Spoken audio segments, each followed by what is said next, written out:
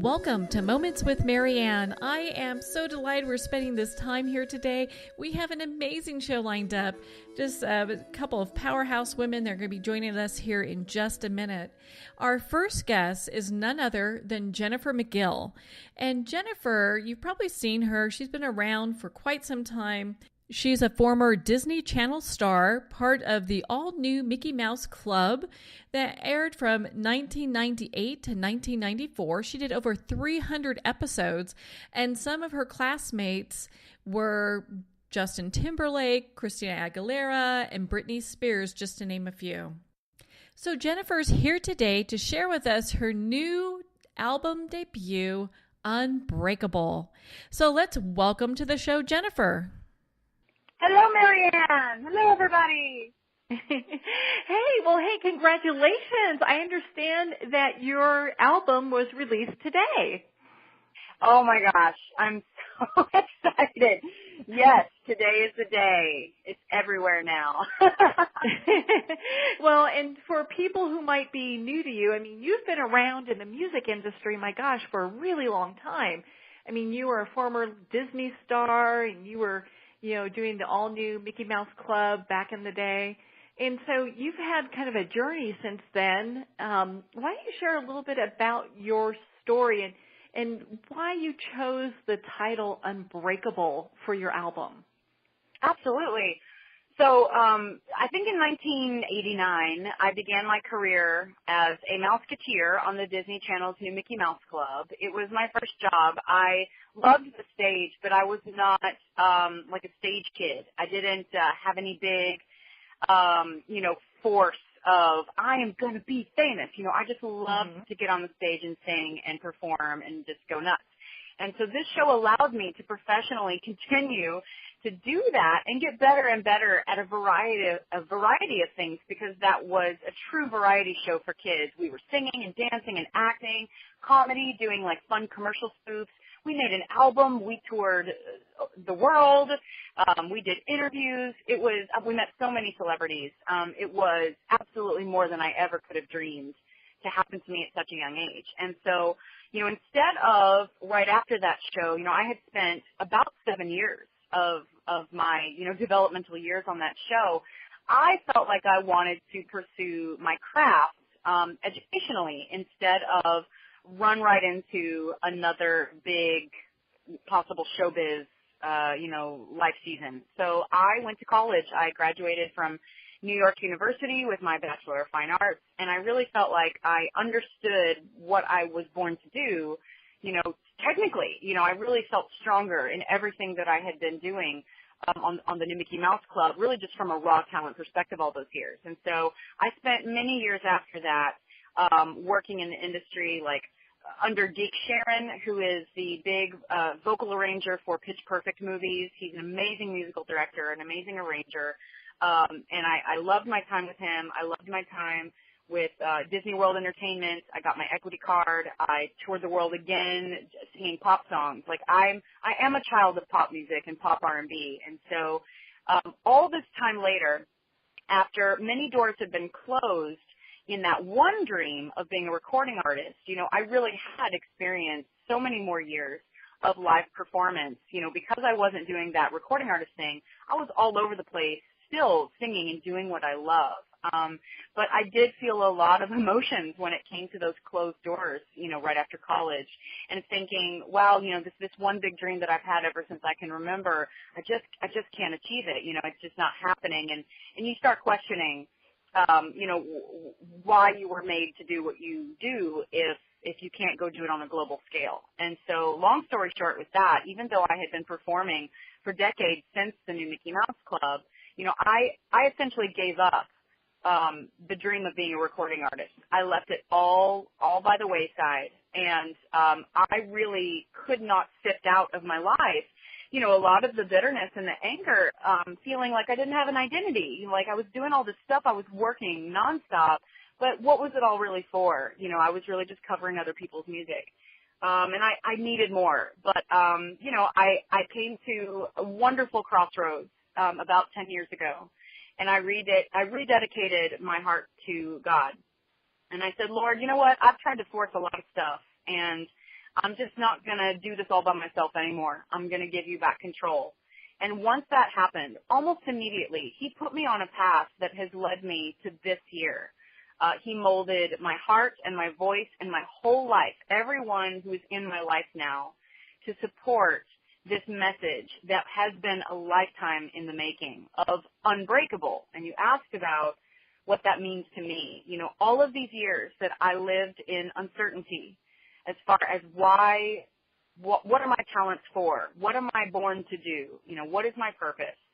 Why this, why that? When life would hit me with all that hard stuff, I would break apart very easily. I was like a jigsaw puzzle with one piece that you just couldn't figure out where it went. You know, I was never really complete, and I couldn't fight anything by myself. It was like taking a needle into a sword fight. But once I rededicated my life to Christ and I let God put me back together, that same stuff in life can come hit me, and I don't break like I used to. You know, really, since I am in unity with my Creator and have fought the fight of faith and feel very victorious, you know, even when life is tough, it's just a different battle now because I really feel like that I'm equipped the way that I'm supposed to. With God never leaving me alone in that battle, I'm just unbreakable in that way. You know, I just do not fall apart like I used to. And it's a huge victory statement. So I really felt like, I mean, even though I love that song. I love our first single. It's wonderful. I mean, it's so upbeat and cool and uplifting. But that really was the best theme for the whole album. Wherever you are in your journey, you know, there is a place where you can reach the unbreakable status. And really, the battles are not the same once you fight them with God at your side. Well, and I think a lot of people can relate to this when they've gone through just, you know, really difficult times and had great hardship. And everyone goes through that. No one's exempt for that. You know, we all go through it in our different ways. And to be able to come out the other side, and if it's God, the universe, whoever it is that they're putting their higher, their trust in for their higher power, really kind of moves them into a whole new direction. Because there's when you really get to the point where you can give up that control and say, you know what, I need help, and obviously I can't do it, it really puts you on a different track. And you are really a testament for that. I mean, your life is just, it's amazing, all the great things that have happened. You know, I know we've had the great opportunity to talk before, and you are just on this amazing track, but you've been on this for some time. I mean, you've been writing songs for other recording artists for quite some time. Yes, and it was not easy to make the decision to give up control of my life. I mean, just from an artist standpoint, you know, our job sometimes has to be all about ourselves, and it's really funny. I'm doing so much social media right now, and it's awkward because I just don't like pointing to myself. It's not. But, you know, it is more of a pleasure now because I'm pointing to a success story. I'm pointing to, and that has nothing to do with my career or fame. The success is that from the inside out, I am a whole person. Now more than ever before. And, you know, it's my pleasure to help other people, whether it's songwriting, coaching, you know, delivering these songs from Unbreakable, you know, as a message of hope and encouragement and inspiration, especially to people who are not in the same place that I am in my faith, you know, people who are still looking, still searching, have some questions. You know, they feel like maybe I'm in the thick of battle. I feel like I know what I need to know, but I just feel, you know, weak or used up a little bit. I'm a little depleted. I need a new surge of energy and hope and encouragement.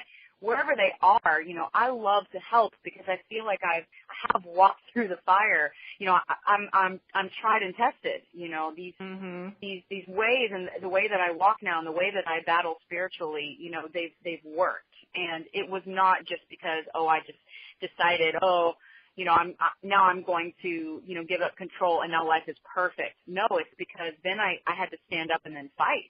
I had to stand up and help clean up the mess and, you know, live a different way and, you know, walk the faith and fight that good fight every day like any human being has to. And it's a tried and true strengthening tool, and this whole album is about really strength training the listeners spiritually, to have more of that unbreakableness in their life, wherever they are in their walk. And so, I have more joy from my career now because I give back more than I ever had before. It is way less about me now than it's ever been, and I couldn't be happier about that. Oh, I just applaud you, Jennifer. I mean, I think that you're just such a inspiration to so many people. And again, like regardless where they are in their path, they can listen to your album and really get that encouragement and move on.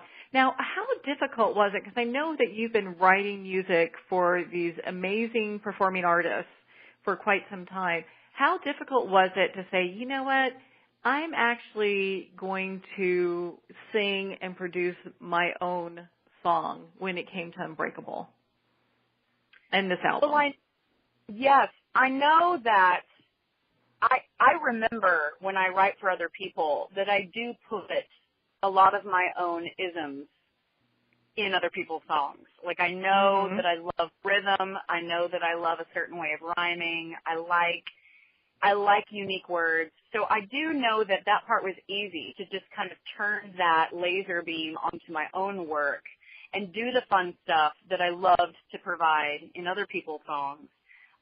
But it was interesting to say, okay, well now I can include all these big notes, like just the way that I sing. I had the opportunity to write melodies that I could conquer that maybe I wouldn't, force on anyone else. And so it was fun to play with melody and play with rhythm and lyrics in this way. It was also a courageous step to have to magnify my life instead of write about someone else's. Oh, yeah. So, well, and it took a lot of courage to go, you know what, this is my song. No one else can sing this. I'm going to go out there and do this. That's right. There's one song that I find is very, especially vulnerable. It's called Look in the Mirror. And there was, in the second verse, we say, fading in a blink, lonely girl who wants to be anyone but me, making up her mind to die a little bit inside, wish I could go back in time, make her see me differently. And that is absolutely autobiographical. I mean, that is something I wish that I could have a better memory of how I viewed myself as a young person. I let the world, label me and stamp me with less than way too often. And it was a lie that became the truth for a long time, which is part of now how I battle things. I can recognize a lie and not let it stay in my brain. So that song, that was just like, and it hits me every time I hear it. But I get so proud as well. I get so proud of being able to put that in a cool pop lyric. That's hard. But I want people in a cool pop song, I want them to hear the depth of what I went through because I know I'm not alone. And I want them to be able to connect with that. Maybe they have a little girl or even a little boy who feels that way about themselves now, and I want them to have someone to look up to that even if you feel that way now, you can win over any of those thoughts. Look at me, because I absolutely had to crawl out of a big hole that I had created for myself over decades. Well, and I think a lot of people can really relate to that. I mean, when it comes to how we feel about ourselves, most people have, I'm not good enough, I'm not worthy.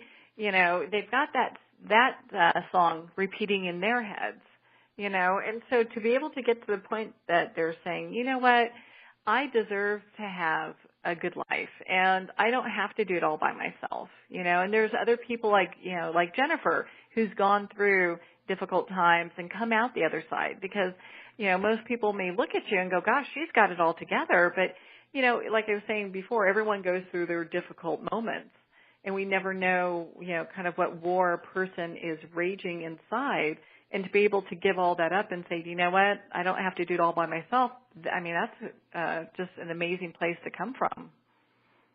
Yes, this album is the first time that I've let fans into that darker side of me, and revealed that I have not had it all together, and that the smile on the outside was not the end of it.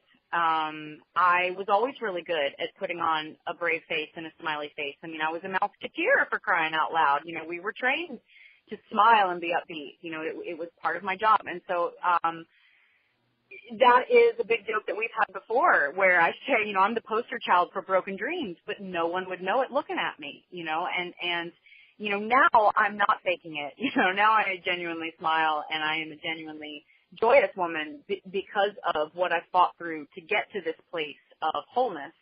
And it is true this because I didn't do it by myself. I finally stopped trying to force things and isolate myself, you know, and I opened my heart up to the one who never leaves. So, for sure, it's absolutely all through my album, the feeling of being too much or too little, and how do you deal with that? And anybody can relate to that, you know, and I felt that it was necessary to really sort of bleed out a bit for everybody to show them that I've had a lot of struggles, because otherwise they just wouldn't believe it, like you said, you know.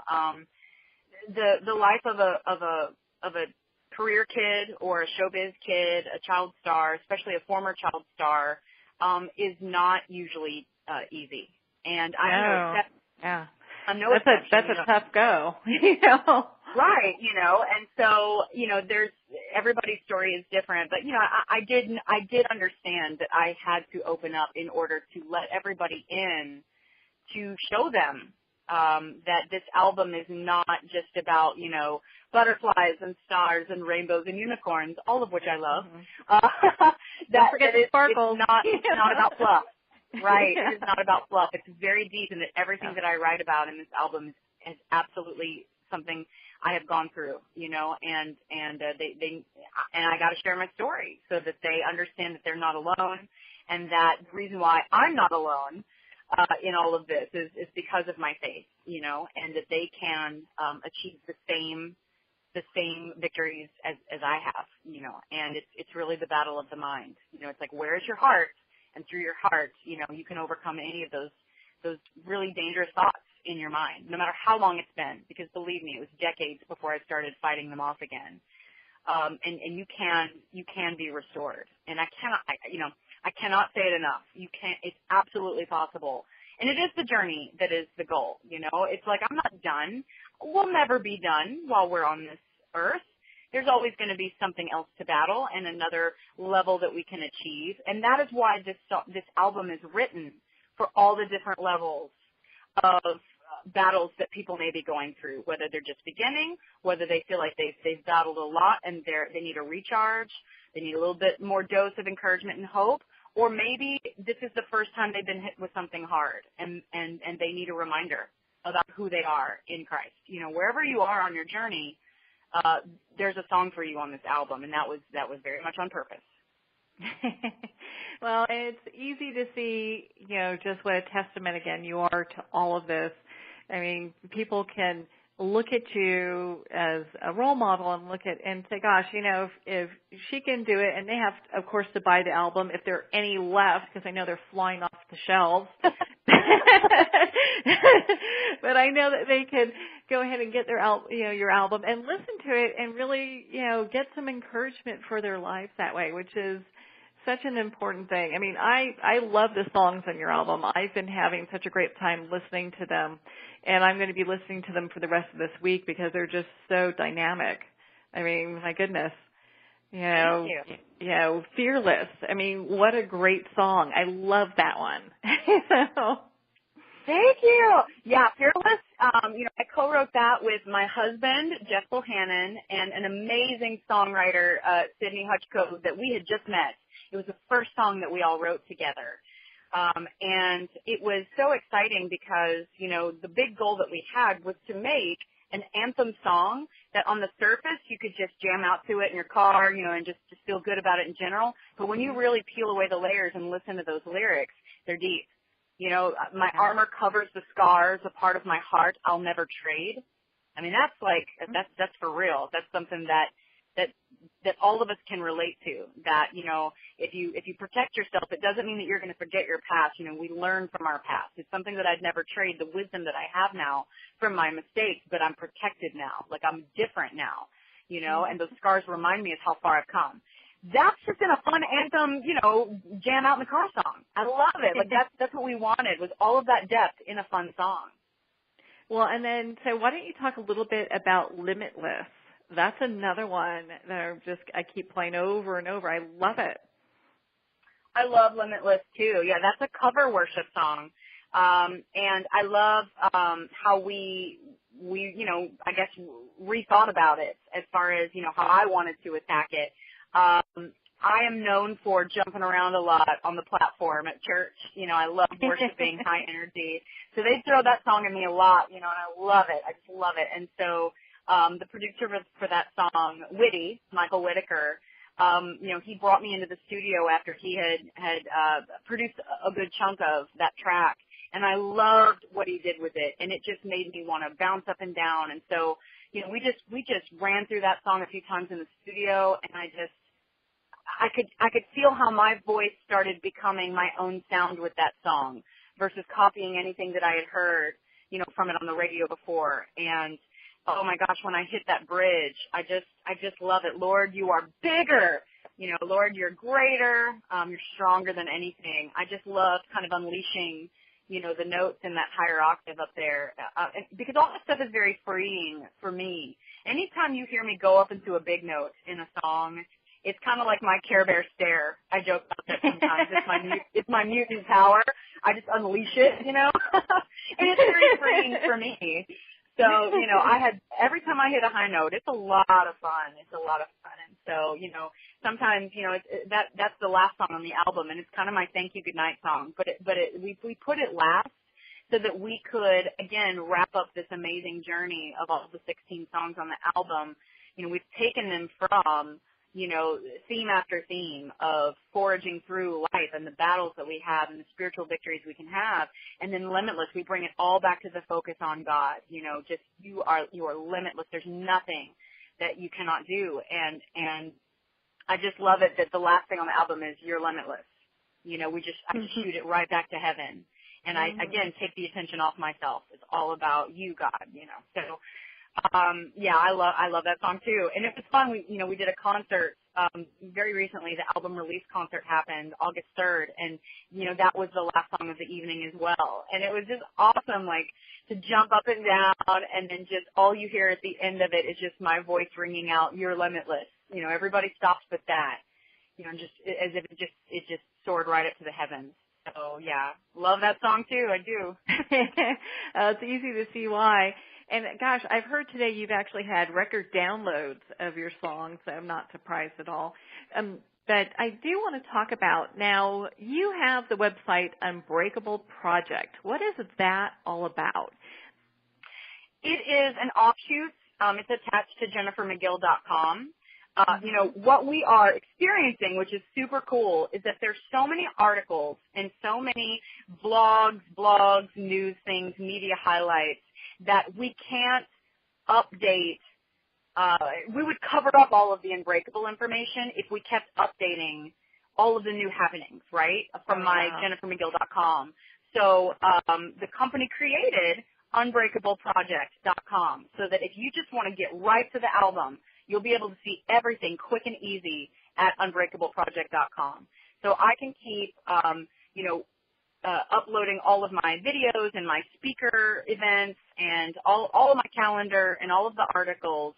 But instead of having to sort through all of that, other exciting cool stuff, you can just go straight to unbreakableproject.com. But it's all accessible through jennifermcgill.com. But access to anything Unbreakable, basically, is at unbreakableproject.com. So they're connected. Well, and today's such a great day. Your album's been released today. I know you've got some upcoming events, and so people can go to either Jennifer McGill or unbreakableproject.com and search those. So, Jennifer, where do you go from here? I mean, my goodness, you've got so much great stuff happening. I wouldn't be surprised if you have another album in the works, and I'd love to hear about it if you do. Oh, yeah. Yeah, I believe that my husband and I will continue to make music. He produced at least 9 of the songs on the Unbreakable album, and we're in love with them. I'm in love with him, and we're in love with these songs and all that.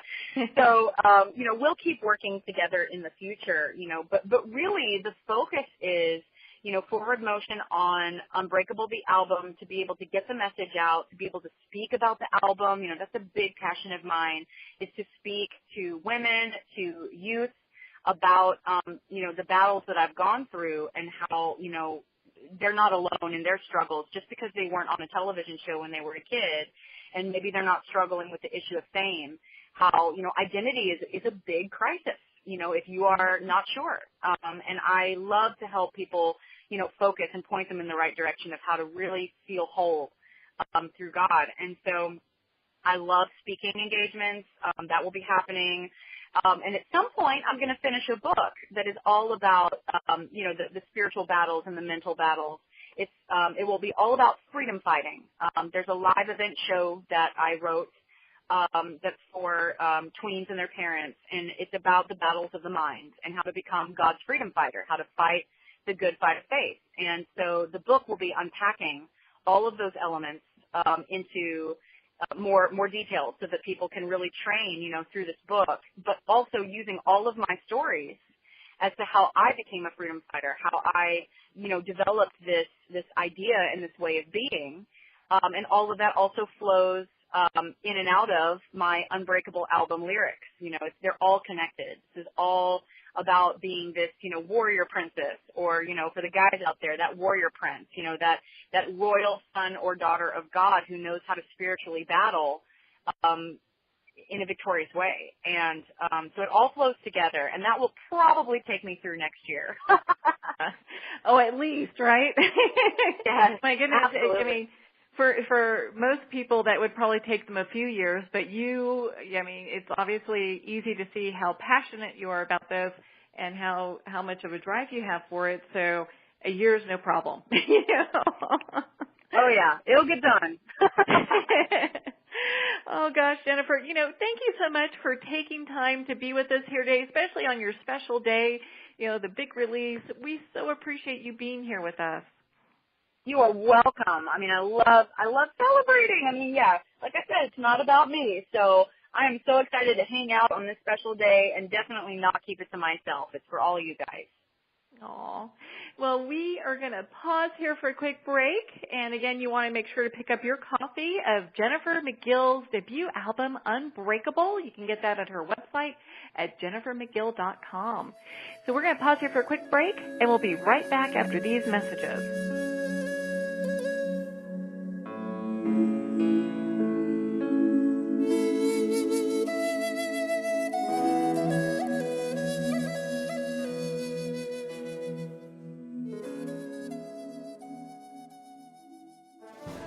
Internationally recognized and award-winning author Judy Goodman works and teaches outside the box of limited thinking. Working with people from every walk of life, her goal is to empower you to be the best you can be, no matter what the challenge is. Born with the gift of seeing beyond our normal vision, she has an extraordinary gift of working with every challenge. Teaching beyond conventional wisdom, her work is described as life-changing. Visit judygoodman.com. That's judygoodman.com.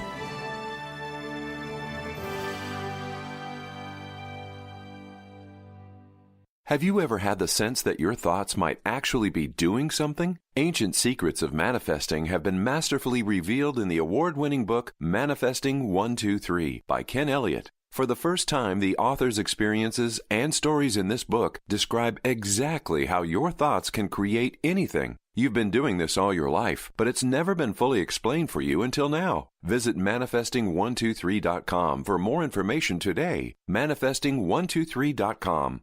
Ben Wexler is a gifted leadership development and strategy consultant for professionals who want to transform their organizations and careers. Through a uniquely personalized set of processes, participants discover their unique knowledge, how to leverage that knowledge and experience, and then put it all together with a global strategy. You're more valuable, your organization is more valuable, and the change is viral. Contact Ben at 630-881-1074. 630-881-1074.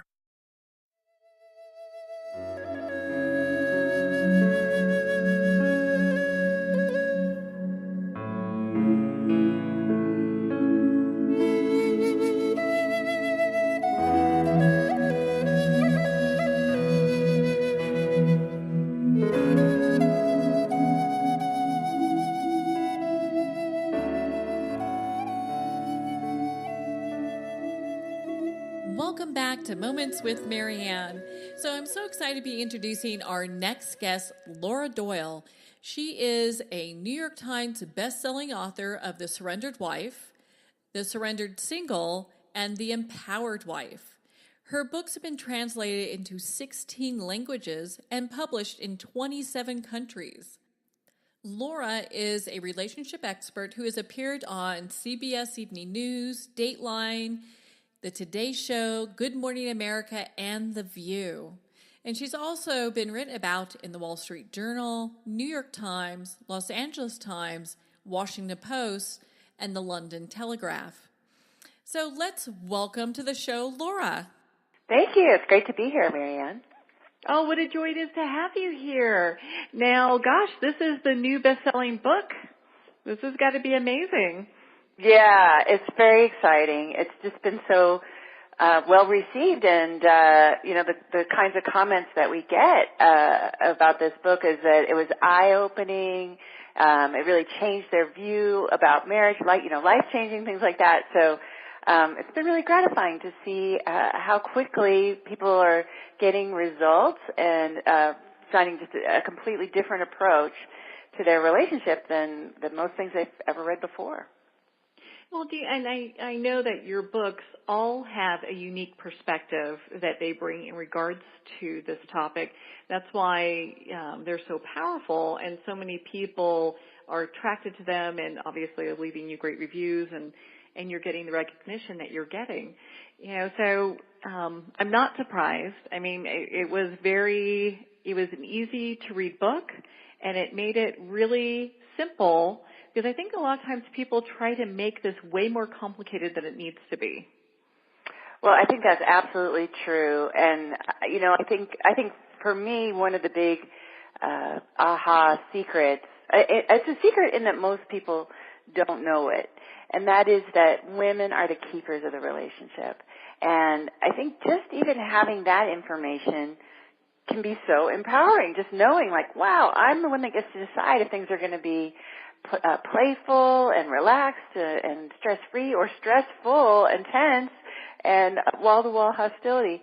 And I just, it's just something I never knew or understood. I thought if marriage was 50-50 or 100-100, and I was just sitting around waiting for my husband to change and get better so I could finally be happy. So it was just really a wonderful thing to find out that as the wife, I actually have more power. And it's just like with Spider-Man. I think, with great power comes great responsibility. So I think we have a responsibility to learn these skills, the intimacy skills, which, as you say, are pretty simple and can get overcomplicated if we let them, but they don't need to be. They can be pretty straightforward. Well, and so it kind of leads me to my first question, and I think a lot of people, when they think about this, they're like, well, what's the difference? It's, how is marriage counseling different from a relationship coaching? Yeah, well, great question. And, I did drag my husband to marriage counseling when we were at our lowest, and that's where I thought, she's going to fix him, and then I can finally be happy, because I think that's how it works. So you can kind of tell right from the way I describe it that marriage counseling can sometimes be a hideout for hypocrites, like it was for me. I wasn't going to self-reflect. I was going to be the dutiful wife while she fixed him. And that never works. But even worse than that, we became the most hopeless that we had been, really, while we were in marriage counseling. And looking back, in some ways, it's not surprising. Now that I know what actually works to make a marriage playful and passionate again, I can see that some of the things that we were doing in marriage counseling were never going to serve us. So one of them was that the first thing we did was sit in front of this counselor and my husband, and I told her everything that he was doing wrong. And that's one of the most disrespectful things you can do. And respect is actually like oxygen for men. They want to be respected and admired, and for me to sit in front of a stranger and tell her everything he was doing wrong was just digging my hole deeper. And then another unfortunate aspect of marriage counseling is that a lot of couples go to complain about each other for an hour a week, and no couple ever got happier by complaining about each other for an hour a week, and we certainly didn't. And, I know some people will say, well, that's just your experience, but being having my international relationship coaching, where I have, I've got about 30 coaches, and we just hear this story again and again. We went to marriage counseling, and now we're separated. We went to marriage counseling, and now there's an affair. Now there's a divorce pending.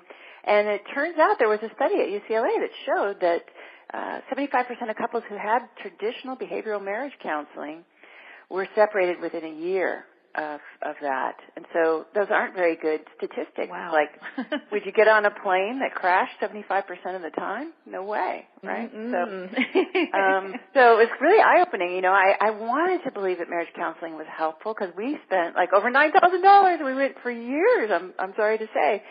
But I think we survived in spite and not because of. I know we did. Well, and this might sound kind of odd, but thank goodness you went along that journey because Yes. it has led you to discovering the keys that do work and then writing all these wonderful books that you've been writing that really help women in relationships because most women have no clue that it's all about respect. They have no clue about that. It's just like we show up and let's just we'll hash it out, That's it. That is right. You make a really good point in that I'm just incredibly grateful now. I wouldn't take nothing from my journey now, to quote Maya Angelou. I'm so glad that I had the breakdown in my marriage that I had because it's propelled me onto the best self-improvement program I can ever imagine. I've regained so much dignity and confidence, and of course I have a wonderful marriage now, and that gives me a lot of inner strength as well. And it's absolutely true that, I think I had heard that I should be respectful. I kind of knew it, but I didn't really have any clue what that looked like. And even to this day, I'll write a blog about respect, what respect looks like to men. And it's so funny because my female brain will come in there and go, well, that's respect. And it's like, no, that has nothing to do with what men consider respect. Like for me, I would think, well, I didn't leave a mess, or I let him know where I was going to be, and that has nothing to do with it. What my husband considers respect, and what husbands all over the world consider respect, is when I don't try to improve on his thinking. So he might say, well, I'm thinking about doing this. And I could say, and I used to in the old days, well, have you thought about doing it this way, right? And that just seems like I'm being helpful. But helpful in wife language is actually critical in husband language. And that was a sign of my disrespect. It was a sign that I didn't think very much of what he thought. And I couldn't at first figure out how I could respect him and still have my own voice in the relationship. I thought, oh my gosh, I'm just going to have to suck it up and agree with him. Like, forget it. I'm a feminist. There's no way that's going to happen. Mm-hmm. Today, I know that I can honor my feelings and desires and while still respecting his thinking. And I can say things to be respectful that don't mean that I agree. In fact, I have a magical 3-word phrase that I use to do that all the time. And it's been really wonderful to just be able to rely on that when he says something that I don't necessarily agree with. And that magical phrase is this: I hear you. I hear you. It's just 3 words. And so it's not I hear you and I think, or I hear you, but what about this? It's just letting him know, hey, what you're saying is important to me. I'm bearing witness right now. And I'm not agreeing or I'm not disagreeing. And it's a great way to honor my husband's thinking and thereby be respectful, the thing that he needs, like oxygen. Respect is like oxygen for husbands. Well, Dean, and it kind of leads me to my next question, because a lot of times when women get into relationships, they have no idea what it is that they want. So how does, knowing what you want help get what you want out of your marriage? Yeah, well, that was certainly the case for me. I wasn't paying much attention to what I wanted. I was really focused on getting the house clean, paying the bills, getting my work done. And I had become just this sort of sad, martyr-like version of my previous goddess of fun and light self that he fell in love with originally. And it was almost impossible to make me happy. And what was sad is what I didn't realize, my husband really wants to make me happy. In fact, this is kind of a fun thing. I've asked thousands of men all over the world, actually, how important is it to you that your wife is happy? And they all say the same thing. They say it's the most important thing, or it's everything, or in the UK they say it's imperative. And so we know that this is actually a really vital part of a happy relationship. You can't have a happy relationship unless you're happy already. And for me, I know I had somehow decided it was his job to make me happy, and he wasn't doing a very good job. But really, that important job is mine. And then once I figure out what makes me happy and I give it to myself, he just wants to pile on. He finds other ways to make me happy. He's like, oh, can I put gas in your car? Oh, would you like a cup of tea? Oh, how about if I do the laundry? I mean, he trips over himself to do ever more when he sees that he can make me smile or laugh or consider him my hero. I can trigger his hero gene just by expressing what I call a pure desire. And so it really did come down to this important work of figuring out what it was that I wanted. And then also being brave enough to say it out loud. It feels a little vulnerable sometimes to say what I want. So what I did was I decided I was going to do at least 3 things a day for my own pleasure, my own happiness. And so I made a list of 20 things that I love to do, like I love to play volleyball, so that's on there, and I love to sing at the top of my lungs. I love to walk with music that I love and sing at the top of my lungs, unfortunately, for my neighbors.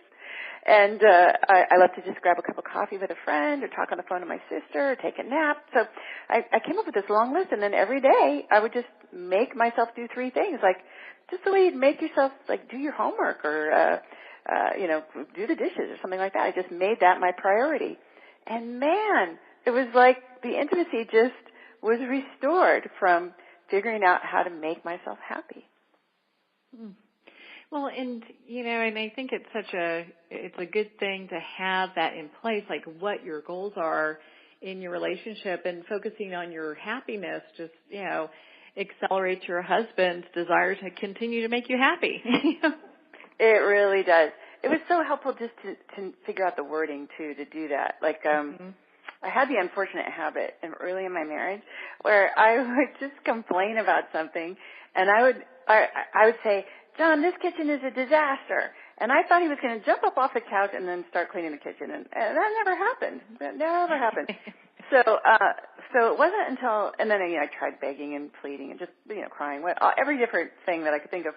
And it wasn't until I learned to express that desire in a way that inspires by just stating the final outcome that I wanted, that I started to get a different result. Like with the kitchen, I just said, I would love a clean kitchen. And then he could understand what I wanted. When I was complaining, all he heard was, John, blah, blah, blah, blah, blah, right? He couldn't even hear what to do or what I wanted. And when I said I would love a clean kitchen, he was like, okay, I'll clean it.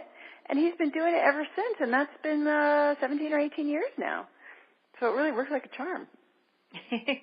Well, I'm so glad you touched on that, because I think it's so important.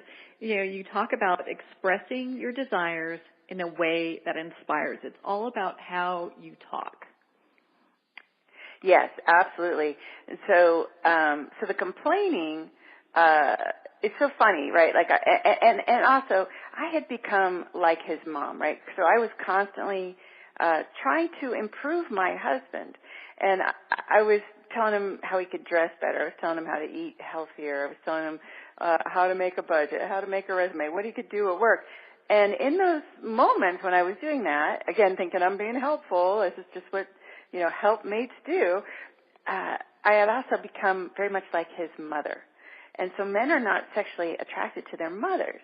And women aren't sexually attracted to their little boys, conversely, right? And I started to see him like a little boy. I even would joke. I'd be like, yeah, I have one child. He's 36, right? And so thinking that was hilarious. And now I just see how demeaning that was, and how I had taken myself out of the role I really want to be in, which is to be his lover, and made myself into his mother.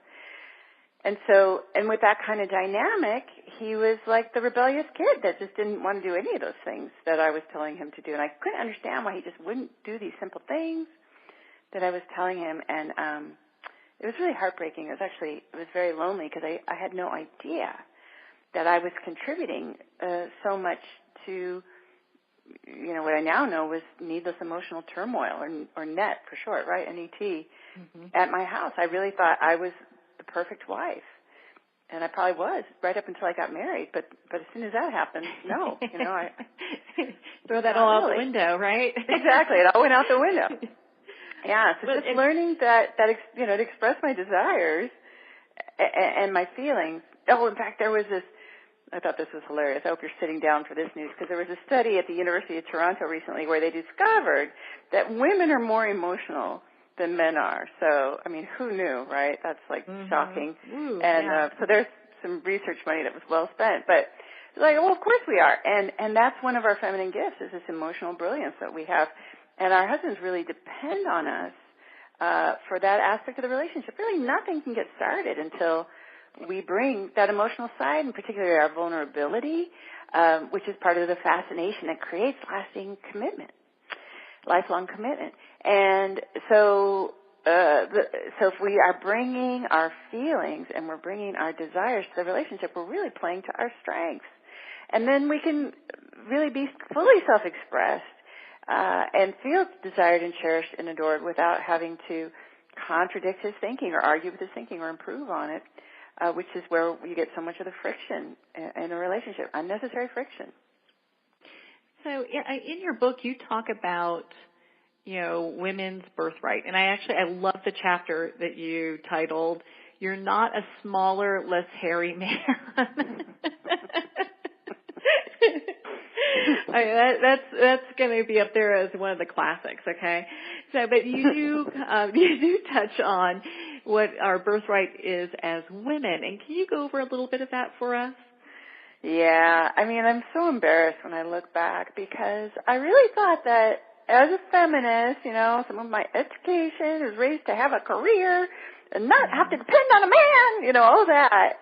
I really thought that men and women were the same. And I thought if anybody said that we were different, I would get angry about that, because I would think, wow, if you say we're different, that means women are going to lose in the workplace. Mm-hmm.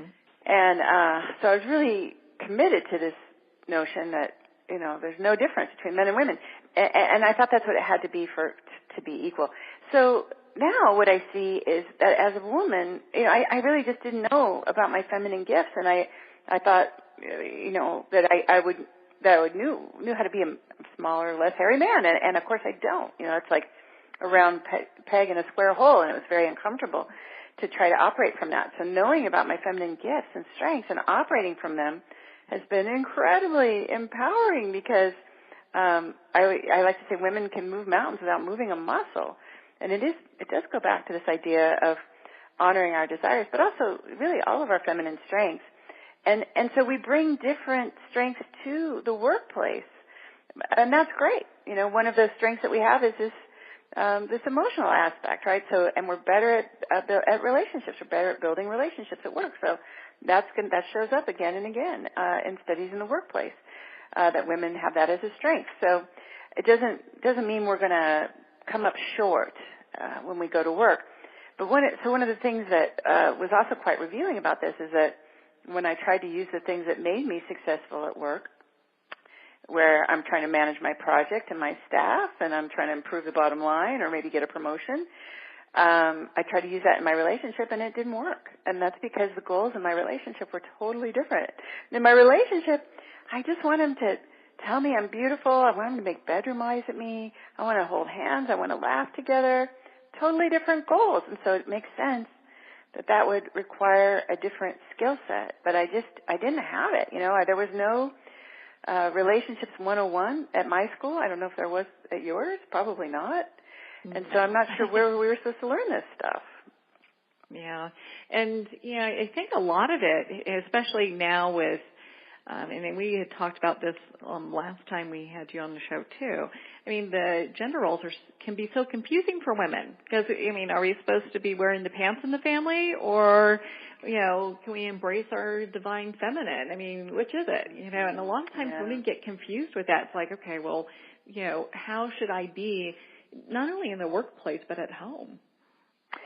Yeah, and so this has been just fascinating for me, is that if I lead with my desires, if I get really clear on what it is I want, and I honor those, and by honor, I just mean I admit them to myself, maybe to somebody else, when I get really brave, I start admitting it to other people. And I'll give you an example of this.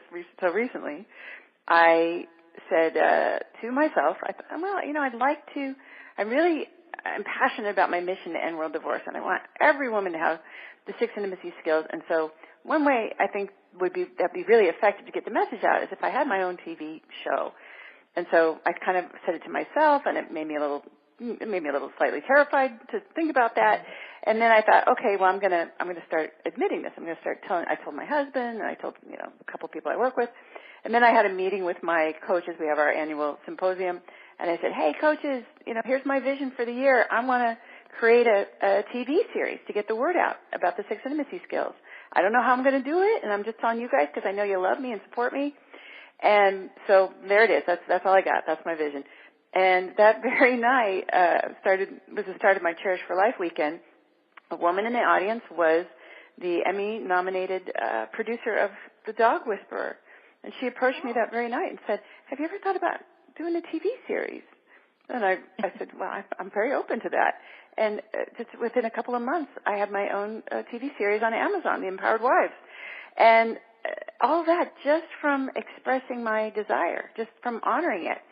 So it's amazing because desire is the seat of feminine power, that if we just get in touch with that and navigate from there, it becomes a directional not just for us, but also for our husbands. Because since what they want is to make us happy, if they know what we desire, that's how they can make decisions. That's their roadmap for how they're going to operate in the world. Well, and you talk about roadmap, and we touched on it a little bit before, but I'd like to kind of bring it up again because I think it's such an important topic, and your book has a lot to do with that in regards to the topic of respect. So how important is it for us to not only restore respect and keep it to where it really kind of should be in a relationship, but also work on maintaining it? Yeah. It's so important. I'll tell you a little story actually about one woman who was learning about the intimacy skills, and she decided to start apologizing to her husband every time she noticed that she was disrespectful, because she reasoned out that respect was actually beneficial to her, right? We are partners. We are a team in the marriage. And so if I'm wanting a respectful relationship, then it's kind of like the old song, like, let there be peace on earth and let it begin with me. Well, let there be respect in my marriage and let it begin with me. So she decided that she wanted to begin to treat him with respect. So she started apologizing every time she noticed she was disrespectful. And she was having to do this a lot at first because she had really fallen into the habit, as I had too, and a lot of us have, of not being respectful, of rolling our eyes, of interrupting, of telling him how to do things better, of questioning how he handles the kids, all those things. And so it was a new dance. This was not the way they were used to communicating, and her husband felt a little uncomfortable. And he said, you don't have to apologize every little time that you're disrespectful to me. And she said, it's no longer okay with me to treat you disrespectfully. And so this is how I want to become a better wife. This is the wife I really want to be, the respectful wife I'd like to be. And so you're my husband. You deserve my respect. And at that moment, he got a little something in his eye, and he just kind of teared up. And now he brags in an adorable way about his wife every chance he gets to anyone who will listen, because she's so respectful to him. And I think that's something that a lot of us want, is for our husbands to speak so highly like that of us. And so it really just kind of illustrates that in some ways these intimacy skills, the joke was on me, because it was all about becoming my best self, becoming the best Laura I can be, the best wife that I can be, and not hearing myself use that shrill tone where I sound like my mother on her worst day. Yeah. And it really puts things in greater perspective, because once you're on that track, your husband's happier, you're happier, you have a happier relationship. Yeah, there's nothing quite like it. I just remember when I first started practicing the intimacy skills, I'd been trying them for a while, and I didn't know what the heck I was doing. But I just remember I walked to the door one night, and his face lit up. He was happy to see me again, and that had been gone for a long time. And so I thought, wow, this is really working. And sure enough, the kind of relationship I have now, I was brushing crumbs off the counter recently, and he said, "Oh, wait, don't move." And he got out his phone to take my picture, like I'm the supermodel that he's been married to for 28 years now, which I'm unspeakably grateful to have that kind of, I just feel so loved every single day, and I can't imagine not having the inner strength that I get from that now that I'm used to living this way for so many years. Well, and it kind of leads me to my next question. I think a lot of times when women first get into this, they can probably have a lot of fear come up. They're like, ooh, am I doing this right? Or I messed all this up, or what have you. What are some ways they can nurture their faith instead of their fears? What a great question. It is all about faith over fear. And it's true that I think when you're first learning, it's sort of like anything else. Like if you're learning piano, right? You're not that great at first, right? It's just a new skill. And these are skills. So it's just like making an omelet or anything else. Like you wouldn't sit down at the piano and say, gosh, I hope I'm good at playing this thing, right? You'd know, okay, I'm going to have to do some Hammond exercises, right? Or learn where the notes are and maybe start out with some jingle bells and things like that. So it's absolutely true that it feels very awkward in the beginning because you can really see the vision of where you want to be, and you're not there yet. And I just remember that so clearly. It was very painful for me to have a glimpse of all the destruction I created in my marriage and not be able to stop just yet. But what's really been the key for me, what's made just a dramatic, tremendous difference, and it's kind of the secret of why I do this work, is having a community of like-minded women that stand for my marriage, that stand for my greatness too. Where, if I am having a bad day and I complain about my husband or something, they aren't saying, yeah, you should leave him, right? Which is kind of something that happens a lot out in the world. Yeah. You're hearing one side of the story, and people, they want to protect you. Your loved ones want to protect you. And so sometimes people are quick to think that's going to be the solution. And of course it just rarely is. It just never is. So really for me, the reason I have this worldwide organization of women who are practicing the 6 intimacy skills, it has a lot to do with me being able to stay in the conversation and commune with like-minded women and keep me on track. And that's so important because, like how you're saying, there are, probably being married and complaining to your single friends about your husband is going to give you one perspective as opposed to having a network of women who are, and they don't have to be single or married, but I'm just saying network of women who are really rooting for your marriage and, not really kind of engaging in any, because it's easy to kind of get into that negative thought process sometimes, It is. I think there's also a lot of, there's just a lot of literature out there. Because I struggled for so many years in my marriage, now when I see bad relationship advice, and there's so much of it, I just want to punch somebody in the nose, Marianne. So I don't know, I still have some anger issues there because it was so painful for me. Like, I just was reading somebody's recommendation the other day that if your husband isn't physically affectionate, you need to tell him that you have a serious concern about his lack of physical affection. As if he, forgot to give you physical affection, or he didn't know that you liked physical affection. It never worked for me. I used to do that. I used to stand with my hands on my hips and say, you need to pay more attention to me. You need to spend more time with me. And I was like a porcupine wife. He just couldn't get close to me without, getting prickered. So there's just a lot of, I think, well-meaning, but unfortunately very ineffective and wrong-headed advice out in the world. And, this whole just leave him thing is definitely a big part of that. And I remember one client in particular came and she used the 6 intimacy skills to, create a wonderful relationship with her husband. She was very happy and grateful. And then she said, but man, I look back at my first marriage where I had 2 small kids and we were sleeping in separate bedrooms for like a year. So she went to a counselor by herself and said this to the counselor, and the counselor said, well, your marriage is dead. You need to get divorced. It's over. And she said it really forcefully. I know.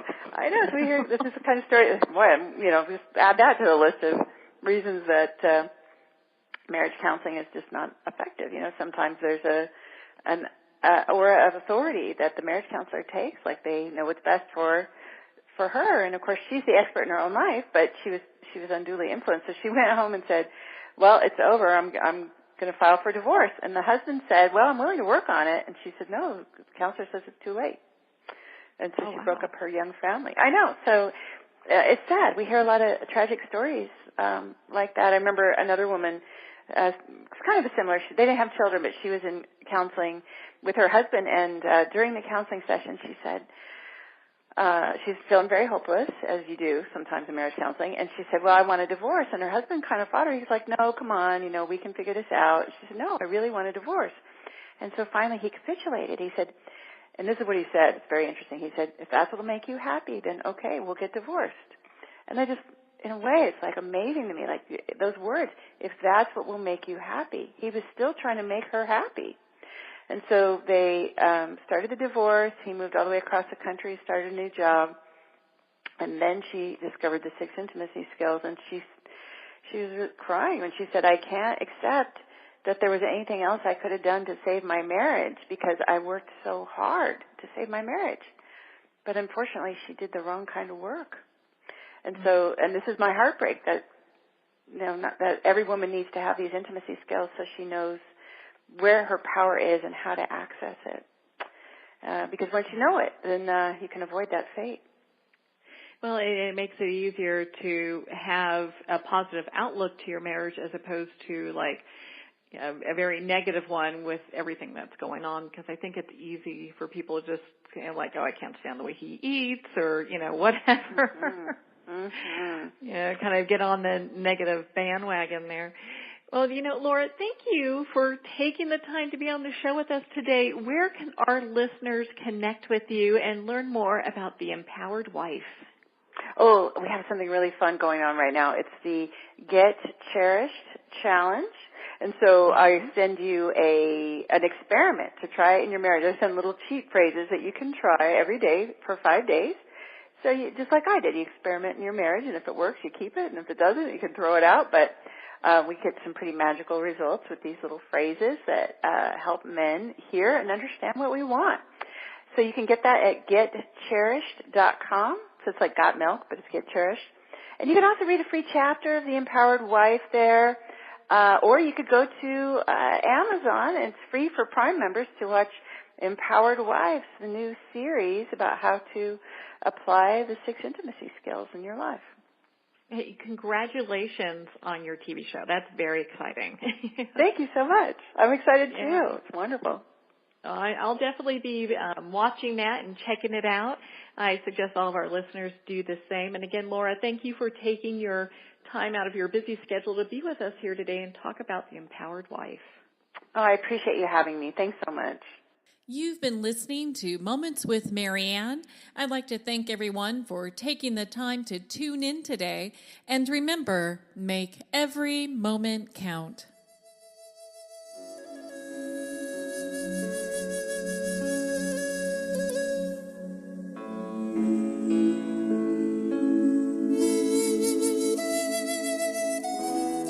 In a single moment, your life can change. Moments with Marianne is a transformative hour that covers an endless array of topics with the best of the best. Her guests are leaders in their fields, ranging from inspirational authors, top industry leaders, and business and spiritual entrepreneurs. Each guest is gifted and a true visionary, a recognized leader in her own work, and while teaching others to develop, refocus, and grow, Marianne will bring the best guest and sometimes a special surprise. Don't miss this. You never know just which moment will change your life forever. Moments with Marianne airs every Thursday, Friday, and Sunday at 8 p.m. Eastern, 6 p.m. Mountain Time. Make sure to tune in and visit momentswithmarianne.com for more information.